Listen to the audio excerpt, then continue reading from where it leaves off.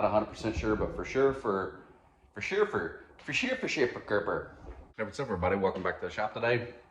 Today, this should be a really quick video, but today we're gonna be working on a 2014 Ford Explorer Sport. This should be the same for probably 2014, 2015, maybe even the 16 and 17. But this is a 3.5 liter EcoBoost, and it's got a code P0151. So let's take a look at it. So this is my wife's car. And you will see, yeah, disregard the airbag light, but it does have a check engine light. So let's check out the check engine light. You can see the P0151, and this is low voltage bank 2 sensor 1. And these are all related to that code. So let's fix it. So looking at the front of the engine, yours might look a little bit different than this. This does have an RX catch can on it, so you won't have these hoses. But the O2 sensor in question, I know the lighting's not the best, is that blue wire right there. So there will be our electrical connection right there. It'll go down, and our O2 sensor is right there, and I can show you that from the bottom as well, but that's what we're going to be changing today. That's your bank 2 sensor 1. So first things first, you're going to need the part. This is a Bosch part. Here's your part number. I did buy this at O'Reilly's. I found this on Amazon, this exact same Bosch unit and this exact same part number for about 40 bucks cheaper than it was off the shelf at O'Reilly. So just keep that in mind for what it's worth. You are going to need some tools. Number one, you don't have to have fancy tools or a fancy tool set to complete this job.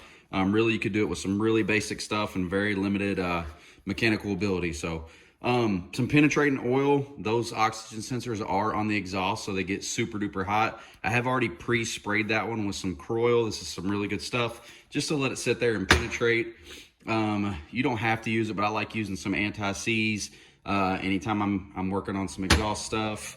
And that oxygen sensor is a 7/8 inch, and I'll open that up and show you. But you could change this whole thing with a pair of vice grips if you wanted. It's probably not the preferred tool, but if you don't have anything else, you can get it done with a pair of vice grips or a pair of channel locks or something. You could use a 7/8 wrench, and I'll tell you why I probably advise against that. A line wrench is probably better, but we do have a little oxygen sensor kit here, specifically for oxygen sensors and oil temp sensors and all kinds of stuff, and let me show you that as well. So here's the brand new sensor. I did mention it's 7/8. You can use a wrench. A 7/8 wrench does fit it. The problem is a lot of times these things will round off because they don't fit in there very good, and you can't really put the box end over it because it doesn't fit over your plug like so. That's why if you do have a line wrench that's the exact shape there, you know, that's definitely preferred. Like I said, you don't have to have a fancy kit like this, but because I have it, I'm going to use it. And I'm probably just going to use this one here. This is a kit from Aries, but it does detail there, oxygen sensor. And really this will just slip on over my wire, hook in, and then I'll just take my 3/8 wrench, hook into it like so, and we can tighten it up or loosen it up, and then tighten the new one down. So let's go over to the car and let's get the old one off. So as I did mention, this shouldn't take very long, and because I've already worked all day and I'm kind of feeling lazy, I'm going to attempt to do this without even jacking the car up. I'm try to do it just like it sits. Now these Sports, they do sit pretty low in the front, but I think I've got just enough clearance where I can get up in there and get it taken out. So the camera angle might not be the best, but you should get the point. So let's get right into it. So like I did mention, it is this blue wire here, and you won't have all these hoses on yours. You may or may not, but I'm just going to pull this off. There's a little Christmas tree behind here. You don't necessarily need a puller. That's what it looks like. There's a barb there and a barb here. I'm just going to take a flathead screwdriver here, and I'm going to press down on that button. Maybe if I can get that in the camera there. Oh, there we go. I heard it pop. There we go. So that's disconnected. It's a little 6-pin connector. I'm just going to leave the other one dangling right here. There is also a metal clip in here. You just kind of bend that out of the way. Hopefully you should be able to free your wire up. Maybe. It's really not that hard. I'm just trying not to get my hand in the way. So the whole clip came off, but that's no big deal. We can bend that out of the way and get this wire undone. There you go. So that whole clip popped off. We'll pop it back on. But now our wire's disconnected. It's disconnected from our plug and that bracket's free. So let's get down there and take off that 7 to 8 inch oxygen sensor. So I'm not gonna take you down there with me, but I'm gonna go underneath. Kind of got the camera straddled over here. Let's see if we can break that loose. All right, so we are on. Let me get on that a little bit better.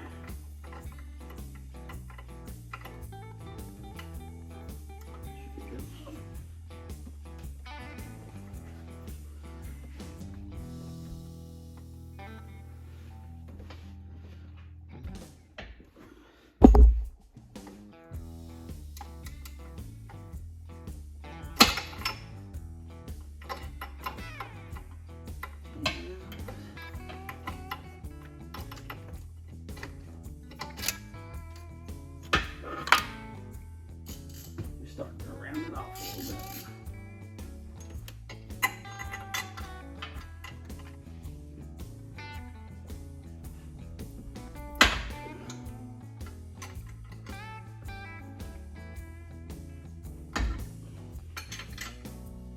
This is the worst. Oh. So it might be a little hard to see here. I've got a 22 millimeter pounded on there. I cut the oxygen sensor off and I'll show you that. So I'm gonna throw some heat on it because this sucker is stuck and stripped and everything else. So let's give this a shot.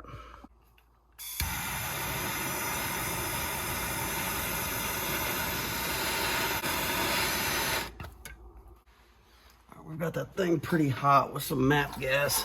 Let's see if we can get this thing off. Oh. Yes. Oh man, I hope the camera got that. You can't really see freaking nothing. What a pain in the neck that thing was. Yeah, I couldn't get it. So I waited a few days. It was late at night. I took the oil filter out, which gave me more clearance. I figured I'll just go ahead and change the oil, pop the oil filter out. But this thing was in there so tight. I think the torque spec's only like 30 pounds, but it's just been in there for 10 years with all those heat cycles.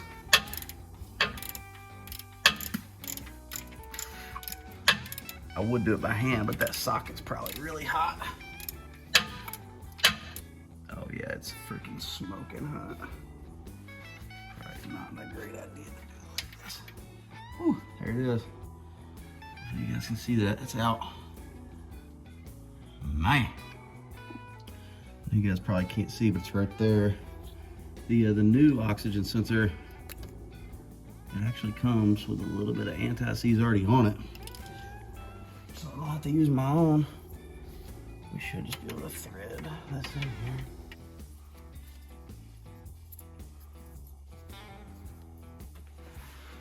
I'm just gonna use my 7/8 inch line wrench, and I'm just gonna snug it up with this. Okay, she's nice and snug.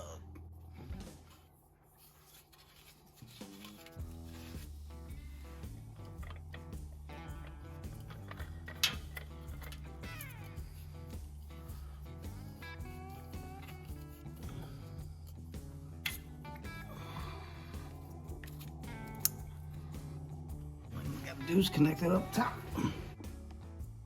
It's funny, one easy little oxygen sensor should take 10 minutes, turns into this crap. All this crap. But we got it off and got it connected. So let's fill her up with oil and finish the job.